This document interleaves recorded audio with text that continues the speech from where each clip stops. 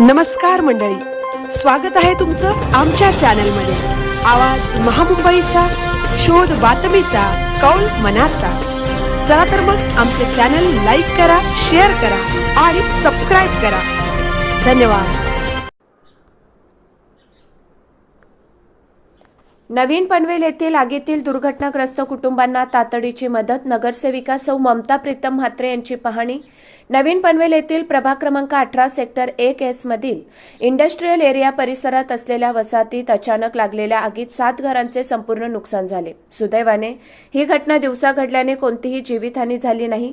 मात्र आगीत 7 कुटुंबांचे घरगुती साहित्य, दैनंदिन उपयोगाच्या वस्तू तसेच शाळेत शिकणाऱ्या लहान मुलांचे शैक्षणिक साहित्य पूर्णतः जळून खाक झाले आहे। घटनेची माहिती मिळताच नवनिर्वाचित नगरसेविका सौ ममता प्रीतम म्हात्रे व ज्येष्ठ नेते प्रभाकर कांबळे यांनी तातडीने घटनास्थळी भेट देऊन परिस्थितीची पाहणी केली। त्यांनी आगग्रस्त नागरिकांशी संवाद साधून त्यांचा आढावा घेतला। तसेच पनवेल महानगरपालिकेच्या प्रशासनाशी त्वरित संपर्क साधून बाधित कुटुंबासाठी राहण्याची, खाण्यापिण्याची तातडीची व्यवस्था करण्याच्या सूचना दिल्या।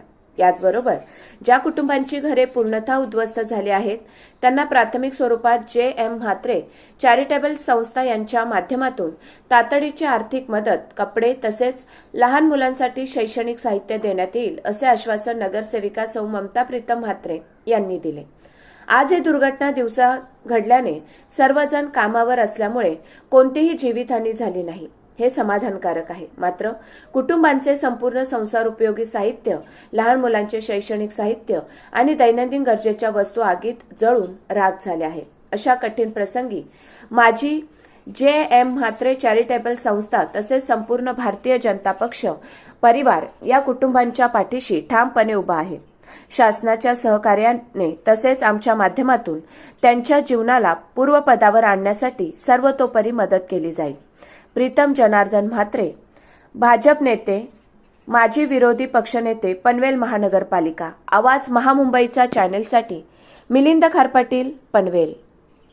गणेश नगरमध्ये दुपारी 7 कुटुंबांचं घर होती, इथे त्यांना आग लागलेली आणि त्यांचं भरपूर नुकसान झालेलं आहे।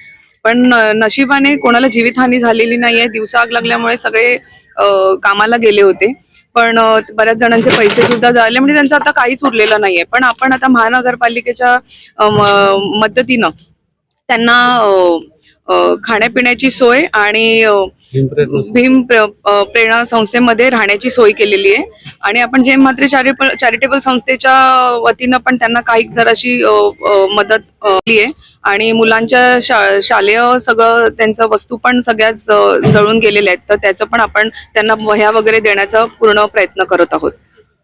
नक्की ही आग लागली कशाने?